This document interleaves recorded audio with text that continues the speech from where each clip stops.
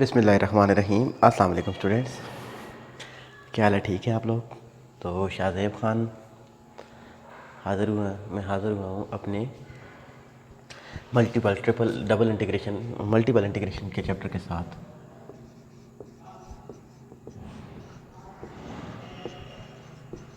Multiple integration के मैंने एक दो एग्जांपल्स आप लोगों को करवाई थी कि हम किस तरीके से उसकी जगह चेंज करते थे और हमारे पास किस तरीके से हम उसके सॉल्व करते थे। तो अब हमारे पास क्या था बेटा, एक आध मैं जस्ट आप लोगों को एग्जांपल्स करवाऊंगा, फार्मूले समझाऊंगा।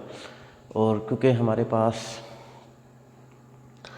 आप लोगों को जस्ट इधर से फार्मूले और एग्जांपल समझनी है। वजह यह है कि जब आप लोग ना उसको सॉल्व करेंगे तो पेपर में क्वेश्चन आप लोगों ने खुद सॉल्व करने हैं, और ऑब्जेक्टिव टाइप भी अगर आ गए तो वो भी आप लोगों ने खुद सॉल्व करने हैं। तो जस्ट कंसेप्ट क्लियर करें अपने, क्वेश्चन आप सॉल्व करें। क्वेश्चन भी मैं सॉल्व कराऊंगा जो जो नहीं होंगे साथ आपसे। तो अब हमारे पास कुछ इस तरह के क्वेश्चन आ जाए बेटा, एग्जाम्पल्स मैं आप लोगों को करवाता हूँ कि सिर्फ हमारे पास रीजन गिवन हो। कौन सा रीजन गिवन हो? कहता है कि let the region D bounded by parabola.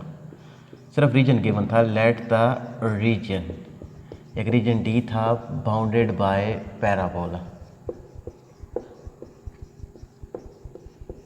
Parabola के साथ वो रीजन गिवन था बेटा हमारे पास, और हमने क्या करना था कि बाय द पैराबोला, अब एक क्या था बेटा, x square plus 9y is equal to 36, ये हमारे पास था। और दूसरा क्या था बेटा हमारे पास, और दूसरा था हमारे पास स्ट्रेट लाइन, दूसरा region, and the straight line 2x plus 3y and the 2x plus 3y, 2x plus 3y is equal to 12। अब इन दोनों के दरमियान हमने क्या चीज़ फाइंड आउट करनी थी? इन रीजन के दरमियान हमने इंटीग्रेशन फाइंड आउट करना था, x square y into d by d x. तो अब हमने इसको सॉल्व करना था बेटा। सिंपली हमें क्या चाहिए बेटा, इस रीजन की हमें वैल्यू चाहिए। तो सॉल्यूशन इसका स्टार्ट करते थे बेटा। इसी तरीके से आप लोगों को क्वेश्चंस भी क्यों बनाओगे बेटा, तो गौर से देखिएगा किस तरीके से हमने इसको सॉल्व करना है। तो बेटा हमें क्या चीज़ वैल्यू चाहिए, x square y d x. तो हमें सबसे पहले y की वैल्यू चाहिए बेटा। अब रीजन हमारे पास क्या गिवन था, एक रीजन था हमारे पास, y की वैल्यूज हम निकालते थे बेटा, x square plus 9y is equal to 36। और हमारे पास इधर से हमारे पास क्या आ जाएगा, 9y is equal to 36 minus x square, y की एक वैल्यू क्या आ जाएगी, 36 माइनस एक्स स्क्वायर ओवर 9। ये हमारे पास एक वैल्यू आ गई थी बेटा। अब हमें दूसरी वैल्यू चाहिए, तो अब इधर से हम क्या दूसरी वैल्यू भी निकाल सकते थे बेटा। हमारे पास क्या था, 2x plus 3y is equal to 12। तो 2x इज इक्वल टू 12, हम इसको कह सकते थे बेटा कि 3y is equal to 12 minus 2x। तो y is equal to 12 minus 2x over 3। तो y की हमारे पास वैल्यू दूसरी भी आ गई थी बेटा, कि हमारे पास वैल्यू क्या आ गई थी बेटा कि 12 माइनस 2x बाई 3, और हमारे पास इधर क्या आया था, 36 माइनस एक्स स्क्वायर बाई 9। तो अब हमारे पास क्या था बेटा, इधर ये हमारे पास x था, x के साथ कौन सा इंटीग्रल था, ये वाला इंटीग्रल था, इसकी हमें वैल्यूज चाहिए थी। तो उसके लिए हम क्या कर सकते थे बेटा कि हम कोई एक आध इक्वेशन लें। अब बेटा 2x plus 3y is equal to 12, कोई एक आध इक्वेशन ले ले बेटा, दोनों में से आप जिस की मर्जी वैल्यूज ले लें। x की तो हमारे पास क्या आ जाएगा बेटा कि इधर से हम क्या कहते थे बेटा, x की वैल्यू क्या आ जाएगी, 2x plus 3 into x axis पर y क्या होता है बेटा, ये हमारे पास एक्सीज से ना, तो ये हमारे पास x एक्सीज इधर पर जिधर भी वैल्यूज पुट आउट करेंगे तो हमारे पास y की वैल्यू इधर x एक्सीज पर 0 होगी। तो 2x is equal to 12, x is equal to 12 by 2। तो हमारे पास क्या आ गया था बेटा, 6 आ गया था। अब x की एक वैल्यू हमारे पास आ गई थी बेटा। अब हमेशा याद रखिएगा कि x एक्सिस स्टार्ट कहाँ से होता है, ये हमारे पास 0 से स्टार्ट होता है, 1 2 3 4 5 6, ये हमारे पास एक वैल्यू आई थी। तो 0 से 6 हमारे पास स्टार्ट हो रहा था बेटा। अब हमने क्या करना था, इसको जस्ट सिंप्लीफाई करना था। इसको सिंप्लीफाई करने के लिए हमने क्या करना था बेटा कि हमारे पास क्या था, इसको इंटीग्रेट करना है क्योंकि हम वैल्यूज़ तो फाइंड आउट कर चुके हैं। अब सिंपल इंटीग्रेशन हमने सॉल्व करनी है कि इंटीग्रेट हम किस तरीके से सॉल्व करते थे बेटा कि ये तो हमारे पास आ गई पहली 0 to 6 एज इट इज़ रहेगा। तो अब हमारे पास क्या आ जाएगा बेटा, हमने विद रिस्पेक्ट टू वाई इसको सॉल्व करना है। तो एक्स स्क्वायर कांस्टेंट था, तो हमारे पास इसको विद रिस्पेक्ट टू वाई हम इसको सॉल्व करें तो वाई स्क्वायर बाई 2 ये हमारे पास आ गया था बेटा। किधर से लेकर किधर तक, 12 minus 2x by 3 36 minus x square by 9 और एक चीज़ हमारे पास रह गई थी dx। तो हम इसको क्या कह सकते थे बेटा कि 0 to 6 एक्स स्क्वायर बाई 2। अब हमारे पास वाई स्क्वायर था तो upper limit 36 minus x square over 9 minus 12 minus 2x by 3 whole square, ये हमारे पास आ गया बेटा। विद रिस्पेक्ट टू dx हमने सॉल्व करना था।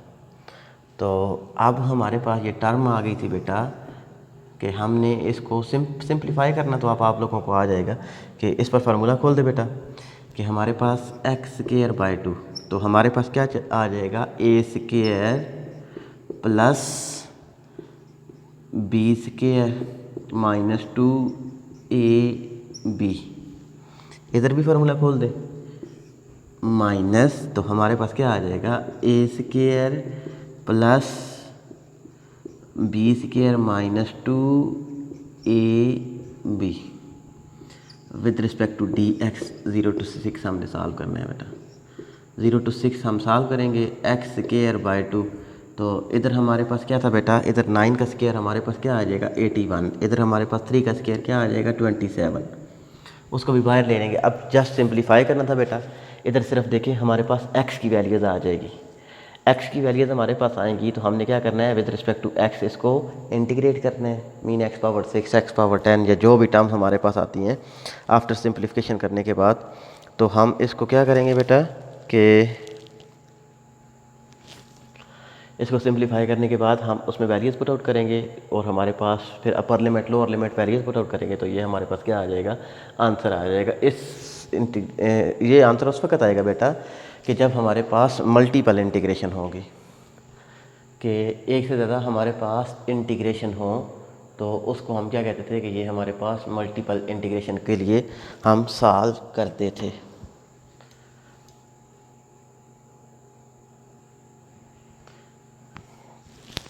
अब नेक्स्ट वैल्यूज़ बेटा हमारे पास क्या था कि हम किसी तरीके से कि इसको पोलर कोऑर्डिनेट में किस वक्त कन्वर्ट करते थे, कि double integration in polar coordinate.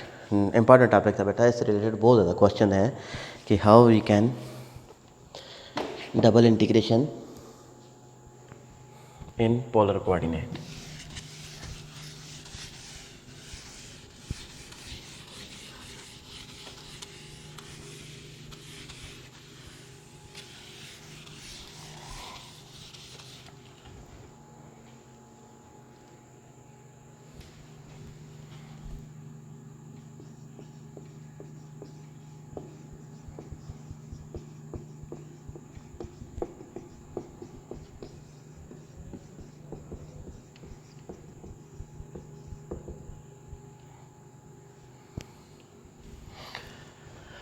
तो हमारे पास पोलर कोऑर्डिनेट में हम किस तरीके से फाइंड आउट करते थे बेटा कि हमारे पास कि जब भी पोलर कोऑर्डिनेट में फाइंड आउट करते थे तो हमारे पास क्या होता था बेटा कि x is equal to r cos theta, y किसकी इक्वल होता था आर साइन थीटा, तो x square plus y square किसकी इक्वल आ जाता था आर स्क्वायर के, और हमारे पास थीटा किसकी इक्वल आ जाता था tan inverse of y over x, या हम कहते थे कि टेन थीटा किसके इक्वल होता है वाई बाय एक्स के इक्वल होता है। तो ये सारी चीज़ें हमारे पास जब हम फाइंड आउट करते थे तो वो हमारे पास क्या बन जाता था बेटा, पोलर टर्म बन जाती थी कि हमारे पास डी एक्स डी वाई की जब हम बात करते थे तो ये हमारे पास बन जाता था आर डी थीटा। कि कुछ क्वेश्चन हमारे पास इस तरीके से होते थे कि हम उनको सॉल्व नहीं कर सकते थे, उनको हम पोलर टर्म में कन्वर्ट करते थे फॉर द सॉल्विंग, कि हम उनको सॉल्व करने के लिए हम पोलर टर्म में कन्वर्ट करते थे। तो अब हमारे पास क्वेश्चन, इस तरह के क्वेश्चन किस तरीके से सॉल्व करते थे बेटा, कि हमारे पास एग्जांपल हम देखते हैं कि किस तरीके से हम पोलर कोऑर्डिनेट में सॉल्व करते थे बेटा। तो अब हमारे पास क्या था कि ये क्वेश्चन था,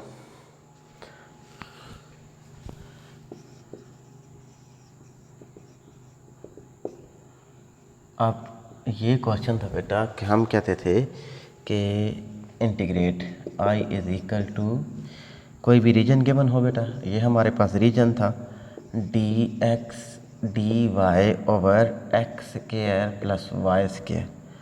तो by changing into polar coordinate where d is a region in first quadrant, by changing into polar coordinate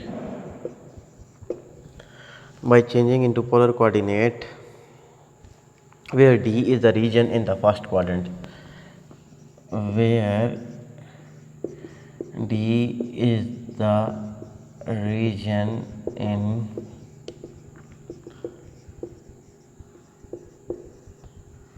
first quadrant, कि फर्स्ट क्वाड्रेंट में हमारे पास रीजन के बनो। और इसमें हमारे पास क्या थी वैल्यूज़ बेटा, कि दो कर्व की बनती कि x square plus y square is equal to a square, और दूसरी थी x square plus y square is equal to b square. और हमारे पास क्या गिवन था कि 0 is less than is equal to a is less than is equal to b. Mean हमारे पास दो सर्कल थे बेटा, एक का रेडियस ए था, एक का रेडियस हमारे पास क्या था, बी था। तो उसने कुछ रीजन गिवन किया हुआ था बेटा कि ये हमारे पास एक्स एक्सिस और वाई एक्सिस के साथ हमारे पास ये टर्म हमने कैलकुलेट करना है। ये वाला रीजन हमने फाइंड आउट करना है बेटा, कि रीजन ये डी रीजन हमारे पास गिवन था, इसको हमने डी रीजन कह दिया था। तो अब हम इसको सॉल्व करते थे बेटा। सॉल्व करने के लिए हमारे पास दो ही चीज़ें हैं बेटा, कि हमने इसको सॉल्व करना है,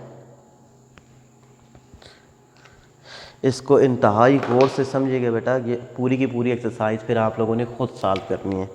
मैं इंतहाई सिंपल मेथड से आपको करवा रहा हूँ बेटा, कि एक्सरसाइज के फिर आप लोगों ने खुद सॉल्व करनी है। ये पूरी आपकी 10.1 एक्सरसाइज है, इन्हीं कंसेप्ट से बेस करते हैं। मैं आपको सोल्यूशन सेंड कर दूँगा बेटा, फिर आप लोगों ने उसको खुद से सॉल्व करना है। तो सोल्यूशन स्टार्ट करते हैं। तो I is equal to D region d x d y over x square plus y square. तो अब हमने इसको पोलर कोऑर्डिनेट में कन्वर्ट करना है बेटा। रीजन हमारे पास D था, डी एक्स डी वाई किसके इक्वल होता है, आर डी थीटा। मैंने अभी बताया था कि ये हमारे पास इक्वल होता है r over d theta. X square plus y square किसके इक्वल था, आर स्क्वायर के इक्वल था। तो ये टर्म हमारे पास किस में रिड्यूस हो गई थी बेटा, 1 ओवर आर डी थीटा। अब हमें किस किस की वैल्यूज़ चाहिए इस रीजन में, इस इंटीग्रेशन में वैल्यूज़ चाहिए। तो आर क्या था बेटा, रेडियस। अब देखिए बेटा, एक तो रेडियस हमारे पास किधर से लेकर किधर तक मूव कर रहा था। पहले का radius x square plus y square is equal to r square होता है, सर्कल का रेडियस था। तो एक सर्कल मूव कर रहा था a square is equal to b square. तो हम डायरेक्ट कह सकते बेटा कि ये हमारे पास a square is equal to b square हो, तो a is equal to b हमारे पास आ जाता है बेटा। तो हम डायरेक्ट कहते थे कि ये हमारे पास क्या आ जाएगा, दोनों साइड पर अंडर रूट ले लें तो ए और बी हमारे पास ये रेडियस, क्योंकि आर क्या होता है, रेडियस होता है। अब थीटा क्या होता है बेटा, एंगल। पॉजिटिव रियल एक्सिस के साथ हम एंगल की वैल्यूज फाइंड आउट करते हैं, तो उसको हम क्या कहते थे, this is known as theta. तो अब बेटा हमारे पास इधर थीटा की वैल्यूज किधर से लेकर किधर तक, theta is equal to 0, theta is equal to pi, theta is equal to pi, theta is equal to 3 pi और theta is equal to 2 pi तक। ये हमारे पास एक क्वाड्रेंट बन गया बेटा। अब अगर यही एंगल मूव करे दोबारा से तो हमारे पास वही टर्म आ जाता है, फिर थीटा इज इक्वल टू 2 पाई/2। तो फिर हम क्या कहते थे बेटा कि हमारे पास सिंगल पाई/2 हर, फिर उसके बाद ये हमारे पास थर्ड एंगल पीरियाडिक फंक्शन इसको हम कहते थे। वो बात की बात है, वो मैं आप लोगों को बताऊंगा। तो अब हमारे पास थीटा किधर से मूव कर रहा है बेटा, थीटा इज इक्वल टू 0 से लेकर थीटा इज इक्वल टू π/2 तक मूव कर रहा है। तो 0 से लेकर π/2 तक हम मूव कर रहे थे। तो अब हम इसको क्या कह सकते थे बेटा कि 0 से π/2 तक एज इट इज़। अब हमने क्या करना है, इसको सॉल्व करना है बेटा 1/r with respect to dr। तो 1/r dr के साथ हमने इसको इंटीग्रेट करना है। तो natural log of r a to b d theta as it is हमारे पास आ गया था बेटा। अब 0 से π/2 हम एज इट इज़ लिख लेते हैं बेटा। तो upper limit minus lower limit natural log of b, हम इसको डायरेक्ट नहीं लिख सकते हैं, डायरेक्ट हम नहीं लिखते। हम क्या कहते हैं बेटा कि हमारे पास natural log of b minus natural log of a, upper limit minus lower limit, ये टर्म हमारे पास आ गई थी बेटा। तो अब कि natural log of b minus natural log of a किसके इक्वल होता है, नेचुरल लॉग ऑफ b/a के इक्वल होता है। तो 0 से π/2 with respect to d theta हमने इसको सॉल्व करना था बेटा। तो natural log of b/a constant था, बाहर आ जाएगा, विद रिस्पेक्ट टू थीटा इसको इंटीग्रेट करेंगे तो थीटा आ जाएगा 0 से π/2 नेचुरल लॉग ऑफ b/a, तो π/2 माइनस 0, तो यही हमारे पास क्या आ गया था, π/2 natural log of b/a। This is the answer of this question. इसको हम कहते थे कि this is turning of Cartesian coordinate into polar coordinate. ये हम उस वक्त भी कन्वर्ट करते थे कि जब हमारे पास सॉल्यूशन ना हो, कि उस तरीके से भी हम इसको सोल्यूशन फाइंड आउट कर सकते थे बेटा, कि जब हमारे पास सोल्यूशन ना गिवन हो तो हम उस तरीके से भी इसको फाइंड आउट कर सकते थे। अब हमारे पास एक फार्मूला यूज़ होता था बेटा, इसमें एक फार्मूला यूज़ होता था, उसको हम कहते थे विलेज फार्मूला। वो इंतहाई इंपॉर्टेंट फार्मूला है, इस पूरे चैप्टर में वो बहुत ज़्यादा यूज़ होगा बेटा।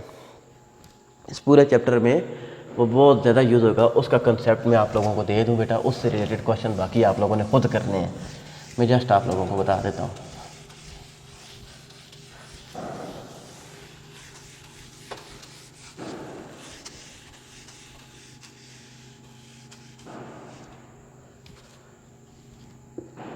ये लिखा हुआ भी है, लेकिन इसको मैं और थोड़ा सा डिस्क्राइब कर देता हूँ कि हमारे पास क्या था बेटा, कि अगर 0 से π/2 cos of n into x dx, या 0 से π/2 sine of n x dx, ये दोनों सेम है। अब हमारे पास क्या था, दोनों सेम है। अगर साइन का आ जाए, काज का आ जाए, दोनों का हमारे पास फार्मूला क्या होता है, सेम होता है। तो हमारे पास ये बात थी कि इफ़ n इज़ इवन, कहने का मकसद ये है कि जब हमारे पास n की वैल्यू इवन होगी तो ये दोनों, आप कोई भी वैल्यू देखते बेटा, कि तो ये हमारे पास किसकी इक्वल आ जाएगा बेटा, कि साइन और काज दोनों सेम थे। हमारे पास फंक्शन कोई भी हो तो हम इसको लिखते थे कि n इज़ इवन, तो 1/2 dot 3/4 dot 5/6 up to n-1/n dot π/2। इसको हम डायरेक्ट लिखकर इसको सॉल्व कर सकते थे। और दूसरी बात थी कि इफ़ n इज़ ऑड, कि जब हमारे पास n की वैल्यू क्या हो, n इज़ ऑड हो, तो उसको हम क्या कहते थे बेटा, कि वो हमारे पास किसकी इक्वल आ जाएगा, हमारे पास आ जाएगा 2/3 dot 4/5 dot 6/7 up to n-1/n, direct हम इसको कहते थे। तो इससे रिलेटेड कोई एग्जांपल कर लेते हैं बेटा, बाकी आप लोग खुद कीजिएगा। कि अब देखते हैं बेटा 0 से π/2 cos of 5 theta d theta. तो अब हमने इसको क्या करना था बेटा, सॉल्व करना था। तो अब n हमारे पास क्या है, n हमारे पास ऑड है, तो मतलब ये आएगा। तो हम क्या करते थे बेटा, कि हमारे पास n की वैल्यू है तो 2/3, तो हम क्या कहते थे बेटा, कि हमारे पास अब नेक्स्ट टर्म क्या थी बेटा, n-, लास्ट टर्म हमारे पास ये वाली आएगी n-n। तो अब देखिए बेटा, इधर हमारे पास 5 था, तो हम क्या कहते थे कि n-1, तो 5-1/n, तो 5 हमारे पास आ गया था बेटा।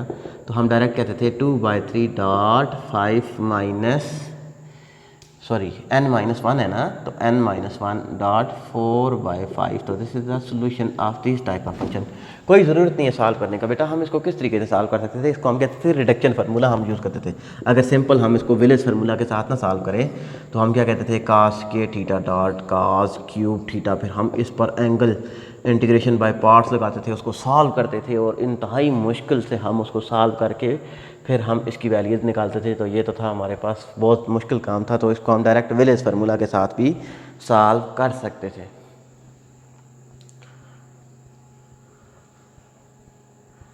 तो I think that's is enough for today lecture.